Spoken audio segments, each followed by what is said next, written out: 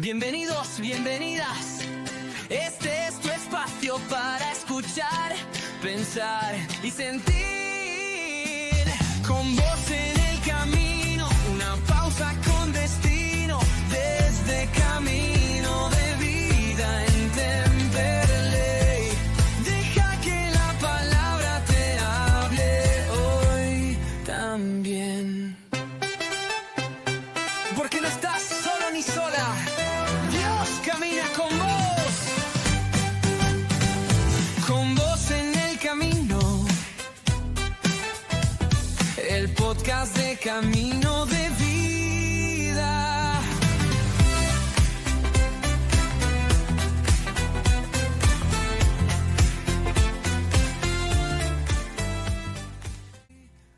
Hola a todos y todas las personas que estén escuchando esto. Bienvenidos a nuestro podcast Con Vos en el Camino. El podcast de Camino de Vida, iglesia en Temperley, ubicada en Almirante Brown 3772. Los esperamos todos los domingos a las 10:30 de la mañana para compartir con nosotros una hermosa reunión. Ahora sí, los dejamos con el podcast. Bien, vamos a estar hablando en esta mañana acerca de el obrar de Jesucristo. Y cada acto de Jesucristo mostraba el amor de Dios, de su Padre.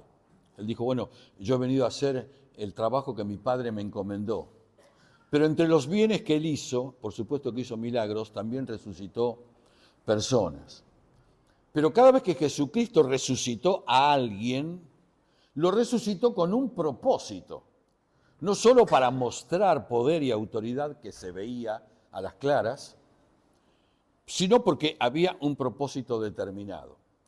Quiere decir que cuando nosotros fuimos alcanzados a través del Espíritu Santo y conocimos a Jesucristo, también nosotros fuimos vueltos a la vida y fuimos resucitados. Por lo tanto, tenemos que pensar claramente que si Jesús se dignó de buscarnos a cada uno y nos resucitó, es porque lo hizo, porque en nuestra vida seguramente también había un propósito. Bueno, vamos a pensar en esto que Jesús dijo en alguna oportunidad. Bueno, el diablo viene para matar, para robar, para destruir. Dice, pero yo vine para darles vida. Y para darles vida en abundancia, para dar calidad de vida. Eso es vida abundante, calidad de vida. Así que primero vamos a leer, si tenemos o no tenemos.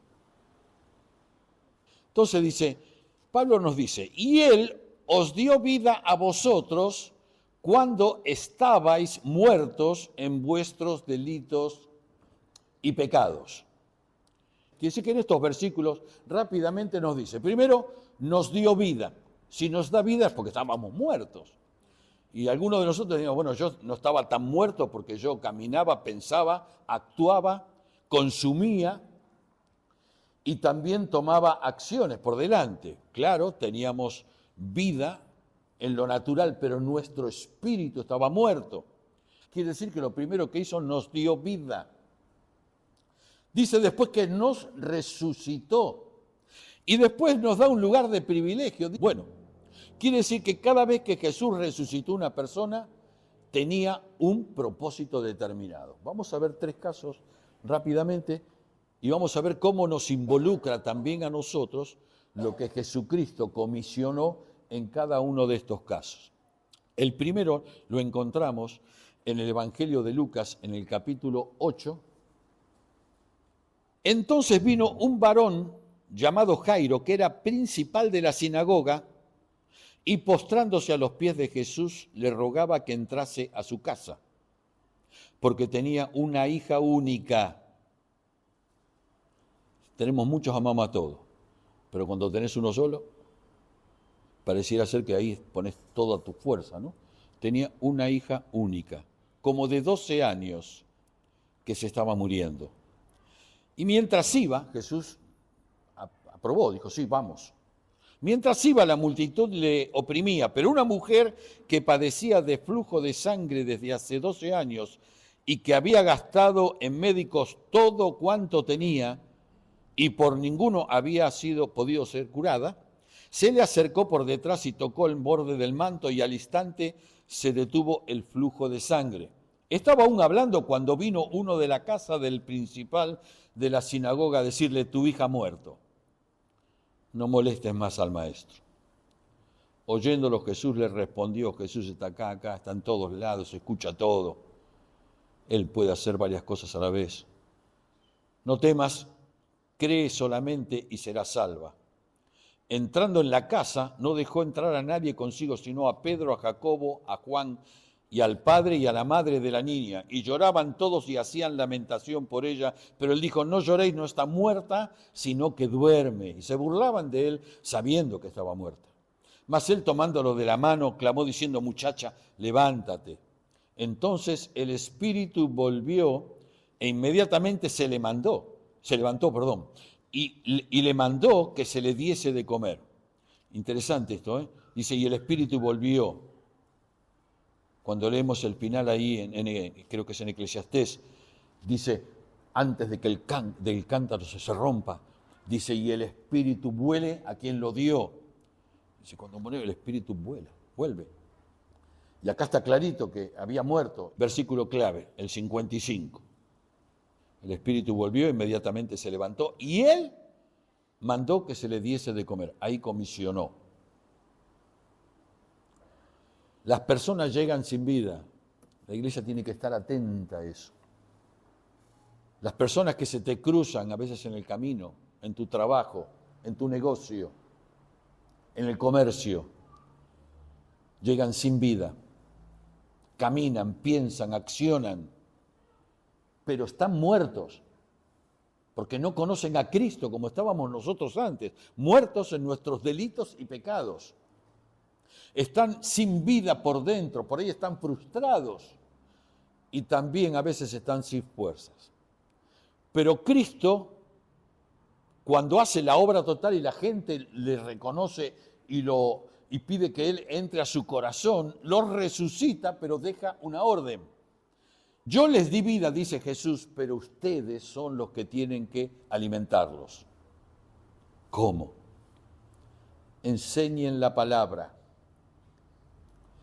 Ayúdenles a orar. No alcanza con que yo los resucite, ustedes deben alimentarlos, tienen que ser alimentados, y esa es la responsabilidad de nosotros, la iglesia. Segundo, vamos a Lucas capítulo 7, versículo 11 al 17. Aconteció después que él iba a la ciudad que se llama Naín, e iban con él muchos de sus discípulos y una gran multitud. Cuando llegó cerca de la puerta de la ciudad, he aquí que llevaban a enterrar a un difunto, hijo único de su madre, la cual era viuda, y había con ella mucha gente de la ciudad. Y cuando el Señor la vio, se compadeció de ella y le dijo: no llores. Y acercándose, tocó el féretro, y los que lo llevaban se detuvieron, y dijo: joven, a ti te digo, levántate. Entonces se incorporó el que había muerto y comenzó a hablar, y lo dio a su madre. Y todos tuvieron miedo y glorificaban a Dios diciendo: un gran profeta se ha levantado entre nosotros y Dios ha visitado a su pueblo. Y se extendió la fama de él por toda Judea y por toda la región de alrededor. Versículo clave, el 15. Se incorporó el que había muerto y comenzó a hablar y lo dio a su madre. La vida tiene estas contracaras: la alegría y la tristeza. Porque el relato dice que venía una gran multitud, los discípulos con Jesús, y una gran multitud atrás que lo seguía. Indudablemente que venían de momentos muy fuertes. Hacía poquito, justamente, había sanado al siervo del centurión. Y ni había tenido que ir el centurión, otro hombre de fe. Lo mandó a buscar y después que Jesús fue para sanar al siervo, le dijo, no soy digno que entres a mi casa. Sabía que no era digno. Había cosas en la vida del centurión. Pero le dijo, yo soy un hombre sujeto a autoridad. Yo sé lo que es la autoridad. Un centurión tenía 100 soldados a su cargo. Y yo le digo a este, anda para acá y va para acá, y anda para allá, anda para allá. Y ninguno discute mis órdenes.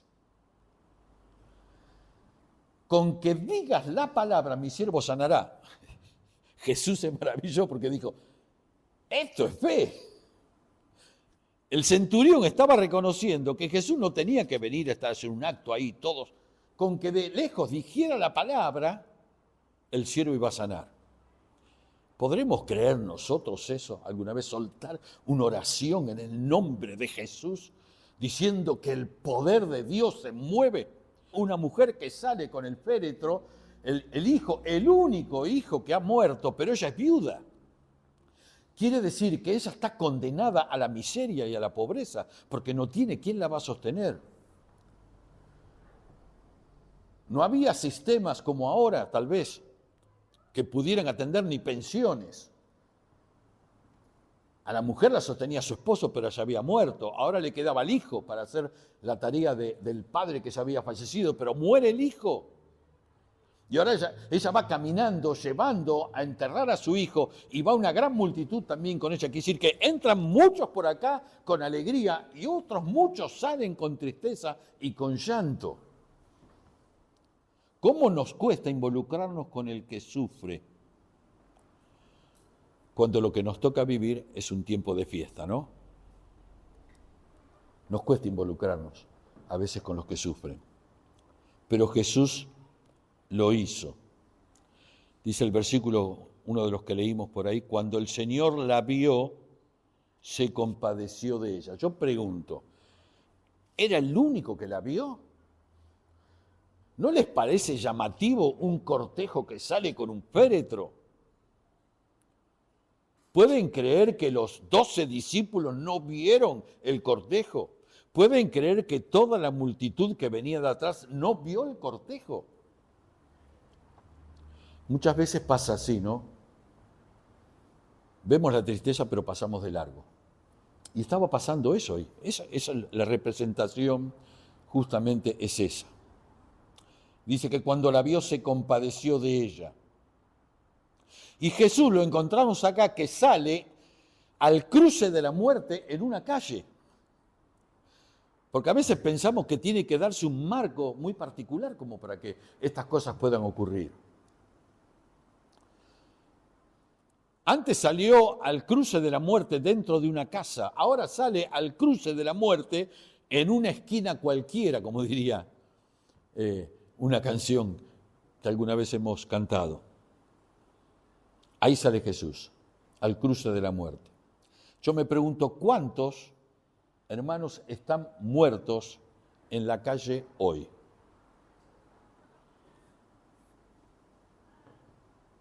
¿Cuántos viajan en los trenes? No sé cuántos vagones tiene una formación, no sé cuántos. Multipliquen por cuánta gente viaja en cada vagón de la formación. Bueno, ahí le va a dar la idea de un transporte, no sé, tómenlo de donde quieran hasta Constitución. Imagínense la cantidad de trenes que salen de distintos lugares, colectivos, autos, gente caminando. ¿Cuántos están muertos en la calle hoy por la droga, por el abandono, por la pobreza y la miseria? En algunos casos por el abuso, violados. Otros inclusive muertos por la falta de oportunidades.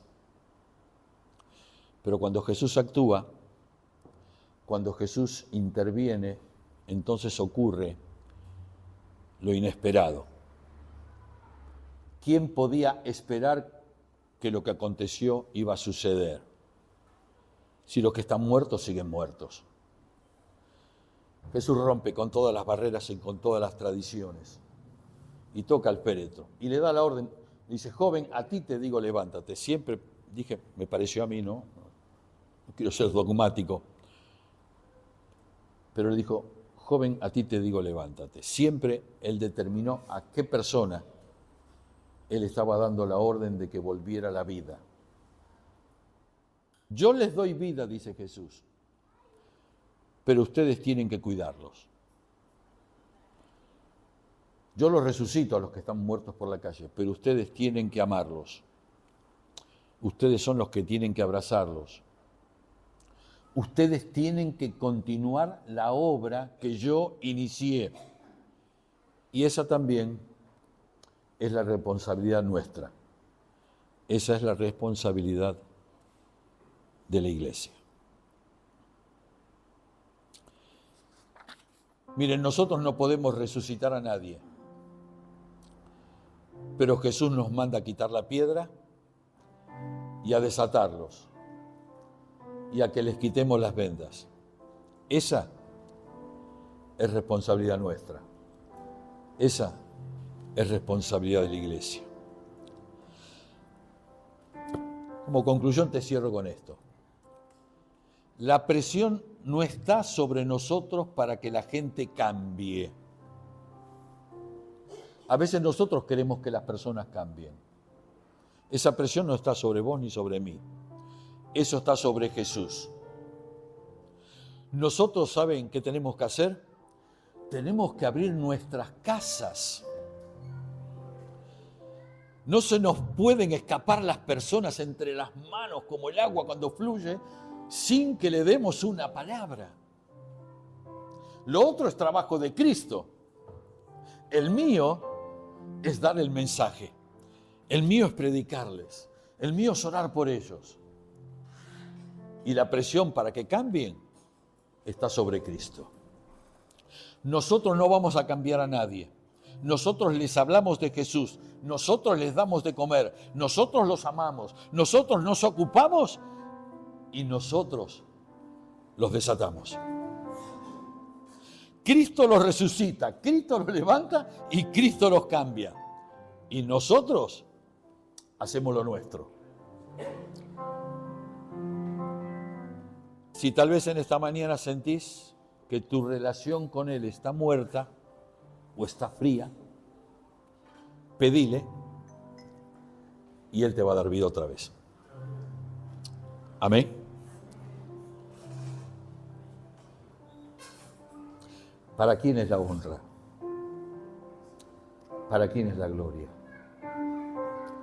Ninguno de los que estamos acá arriba la merecemos. Todo es para Cristo. Dale un aplauso al Señor en esta mañana.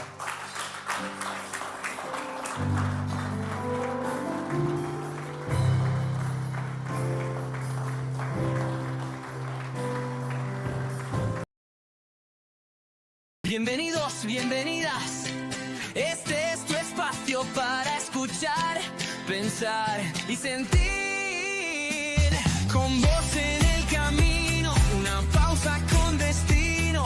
Desde Camino de Vida en Temperley. Deja que la palabra te hable hoy también. Porque no estás solo ni sola. Dios camina con vos. Con vos en el camino. El podcast de Camino de